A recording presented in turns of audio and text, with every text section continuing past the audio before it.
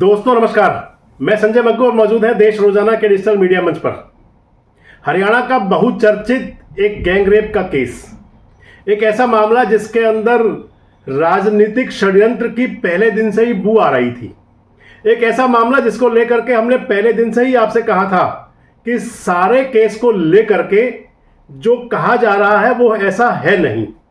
मैंने आपको कहा था कि इस सारे मामले में किसी न किसी बड़ी साजिश की, षड्यंत्र की इसकी बू है और आज एक उसकी और परत खुल करके सामने आ गई। मैं आपसे जिक्र कर रहा हूं हरियाणा के उस केस का जो दर्ज हुआ हिमाचल प्रदेश के कसौली में। केस दर्ज हुआ था हरियाणा भारतीय जनता पार्टी के प्रदेश अध्यक्ष मोहनलाल बड़ौली और सिंगर, लोक कलाकार कह सकते हैं, गायक कलाकार कह सकते हैं, उनको सेलिब्रिटी कह सकते हैं, रॉकी मित्तल। मोहनलाल बड़ौली आजकल भारतीय जनता पार्टी के प्रदेश अध्यक्ष हैं, आप जानते ही हैं। और रॉकी मित्तल भी कभी हरियाणा सरकार में बड़े पदों पर रहे हैं। एक इंसिडेंट था, उसे कोइंसिडेंट कहें, साजिश का हिस्सा कहें, षड्यंत्र की प्लानिंग का हिस्सा कहें, आप कुछ भी कह सकते हैं कि 3 जुलाई 2023 हिमाचल प्रदेश के कसौली में मोहनलाल बड़ौली, रॉकी मित्तल और उनके साथ 2 लोग और, हालांकि एफआईआर तो केवल बड़ौली और रॉकी मित्तल पर हुई थी, और इसके साथ ही एक शिकायतकर्ता की एक सहेली और एक अमित बिंदल। ये किरदार भी, अमित बिंदल भी सोनीपत के हैं, भारतीय जनता पार्टी के नेता कार्यकर्ता कसौली के अंदर थे। और उसी सब को लेकर के जो भी चला होगा, उसके पीछे क्या कारण रहे होंगे, क्या बात रही होंगी, किस बात पर वो एफआईआर हुई होगी, ये तो पुलिस की जांच का विषय है। जब पुलिस जांच करे तो उस जांच के बाद सामने आए कि आखिर सब कुछ था क्या। तो उस मामले को, यानी कि जो 3 जुलाई 2023 की एक, आप लोकेशन कह सकते हैं कि सभी की एक लोकेशन थी, शिकायतकर्ता का दोस्त, शिकायतकर्ता की सहेली, और इधर जिनको आरोपित बना दिया गया, जिनके खिलाफ एफआईआर हुई, मोहनलाल बड़ौली के साथ में रॉकी मित्तल और उनके साथ में उनके 2 और दोस्त। एफआईआर दर्ज हुई ये 13 दिसंबर 2024 को। 14 जनवरी 2025 को एफआईआर को वायरल किया गया। जिस दिन एफआईआर वायरल ही, मैंने उसी दिन कहा था कि टाइमिंग को लेकर के, जो एफआईआर होने की टाइमिंग, जो एफआईआर वायरल करने की टाइमिंग, इनको लेकर के संदेह होता है कि कहीं दाल में कुछ ज्यादा ही काला है। धीरे धीरे जब सब कुछ चलता रहा तो देश रोजाना की हर खबर पर मोहर लगती चली गई। मैंने आपसे 3 दिन पहले एक वीडियो शेयर किया था, 2 दिन पहले, और हमने आपको बताया था कि कसौली पुलिस ने अपनी जांच पूरी कर ली है और क्लोजर रिपोर्ट, कैंसिलेशन रिपोर्ट दाखिल कर दी है। हमने आपको बताया था कि ड्यूटी मजिस्ट्रेट के पास वो रिपोर्ट दाखिल हुई है। और मैंने आपको उसी वीडियो में कहा था, आप देख सकते हैं, मैंने आपसे कहा था कि इस मामले में हरियाणा पुलिस भी किसी एक्शन के मूड में है। हरियाणा पुलिस भी कोई एक्शन ले सकती है, और वो एक्शन आज हो गया। हरियाणा पुलिस का एक्शन हुआ जिसके अंदर वो शिकायतकर्ता और शिकायतकर्ता के साथ में अमित बिंदल और शिकायतकर्ता के साथ में उसकी वो सहेली जो एफआईआर करवाने के लिए साथ गई थी, ये नाम सामने आ गए और 3 गिरफ्तारी हो गई। इन 3 लोगों को हरियाणा पुलिस ने गिरफ्तार कर लिया।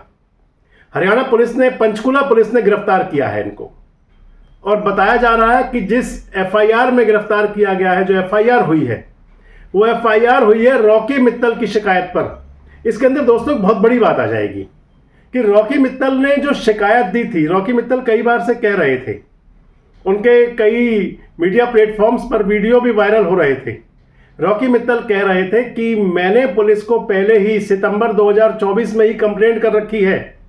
अगर मेरी कंप्लेंट पर पुलिस एक्शन ले लेती अगर उसी समय, तो शायद ये सारा बवंडर ना होता। लेकिन संभवतः पुलिस जांच कर रही होगी, तफ्तीश कर रही होगी, सब कुछ देख रही होगी, और अब पुलिस के हाथ कुछ क्लू लगे होंगे और उन क्लू के आधार पर ये एक्शन हुआ होगा। मैं आपको बताता चलूं कि इस सारे मामले के अंदर जो मामला है, बड़ा पेचीदा मामला है ये। इस मामले के अंदर गोवा की एंट्री भी हुई, इस मामले के अंदर दिल्ली की एंट्री भी हुई, इस मामले के अंदर शिकायतकर्ता की जो सहेली, जिसको मुख्य गवाह बनाया गया, वो मुख्य गवाह बाद में पीछे हो गई और मुख्य गवाह ने ये कहा कि उसके सामने कुछ हुआ ही नहीं, कोई घटना ही नहीं हुई। और एक और शिकायतकर्ता की सहेली के रूप में एफआईआर करवाने के लिए सामने गई, उनका नाम सामने आ गया। मैं आपको एक स्क्रीनशॉट दिखाता हूं। ये स्क्रीनशॉट रॉकी मित्तल ने हमें उपलब्ध कराए थे। सितंबर 2024 की तो बात है ही, सितंबर 2024 में तो चला ही था रॉकी मित्तल की शिकायत पर। मैं आपको शिकायत भी बताऊंगा, पहले आप इन स्क्रीनशॉट को देखिए। इसके अंदर एक नाम आ रहा है महक मैंगो के नाम से, आप देख सकते हैं महक मैंगो के नाम से एक आईडी है। उस आईडी से, उस फोन से व्हाट्सएप कॉल आ रही हैं। पहले उस कॉल पर 3 बार मिस कॉल है और फिर अगले दिन यानी कि सुबह एक बार पहले कॉल 7:37 शाम को है, फिर 8:40 पर शाम को है। उसके बाद में अगले दिन सुबह की कॉल है। इसी जनवरी महीने की कॉल्स हैं सभी, आप देख रहे हैं जो। और उसके बाद में एक आउटगोइंग कॉल है।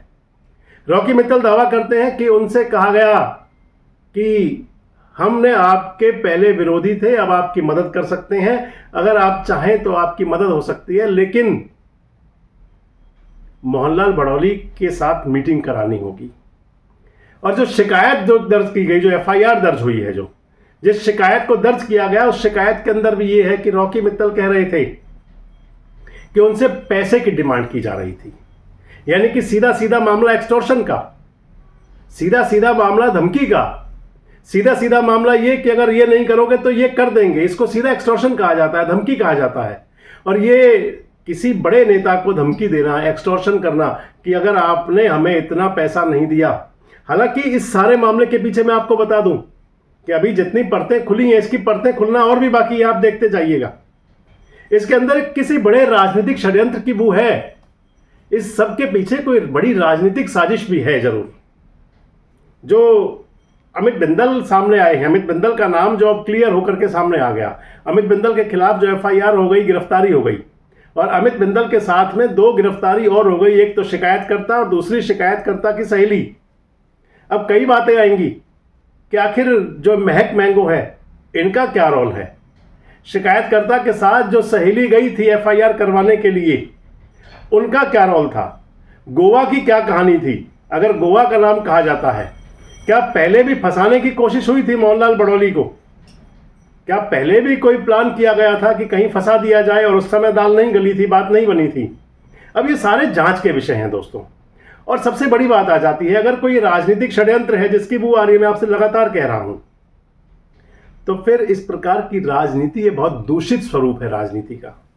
ये राजनीति का बहुत कुत्सित चेहरा है, जिसके अंदर की किसी भी व्यक्ति की मान को, मर्यादा को, उसकी छवि को कलंकित करने का प्रयास हो, तो फिर इससे बदतर राजनीति नहीं हो सकती। और दूसरी बात, इसके अंदर पुलिस को बड़ी गहन जांच करनी होगी। रॉकी मित्तल दावा कर रहे हैं, शिकायतकर्ता जिसमें एफआईआर हुई, जिस पर अमित बिंदल और वो शिकायतकर्ता जिसने गैंगरेप की एफआईआर करवाई और उसकी वो सहेली, कहा यह जा रहा है कि ये एआई से, आर्टिफिशियल इंटेलिजेंस से, इस तकनीक से तमाम इस प्रकार के गलत वीडियोस बनाते हैं लोगों के। कहा यह जा रहा है कि लोगों को फंसाया जाता है, फंसाने के लिए सारी प्लानिंग होती है।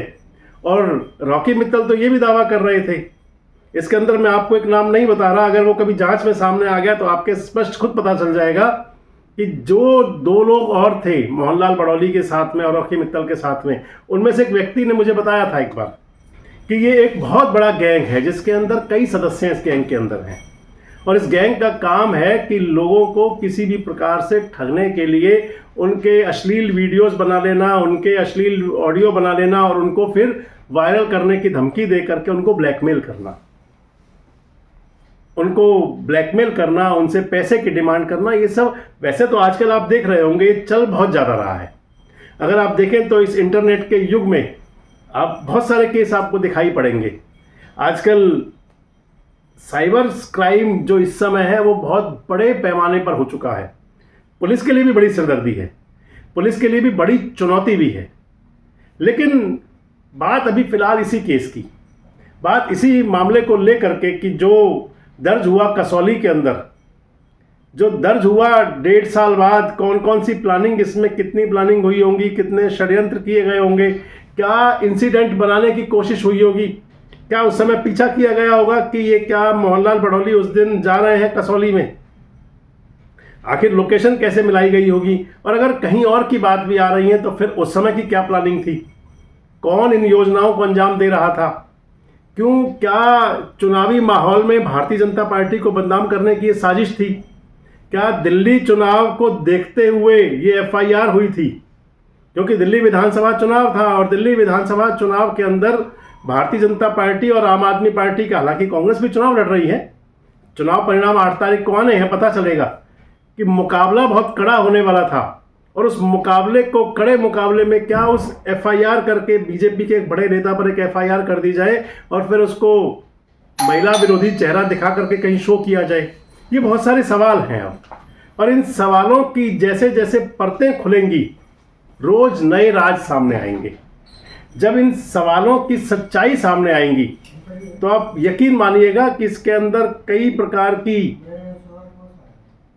जब इसकी जांच होगी तो आप देख लीजिएगा कई प्रकार की इसके अंदर षड्यंत्र, साजिश और ये सब कुछ सामने आ सकता है।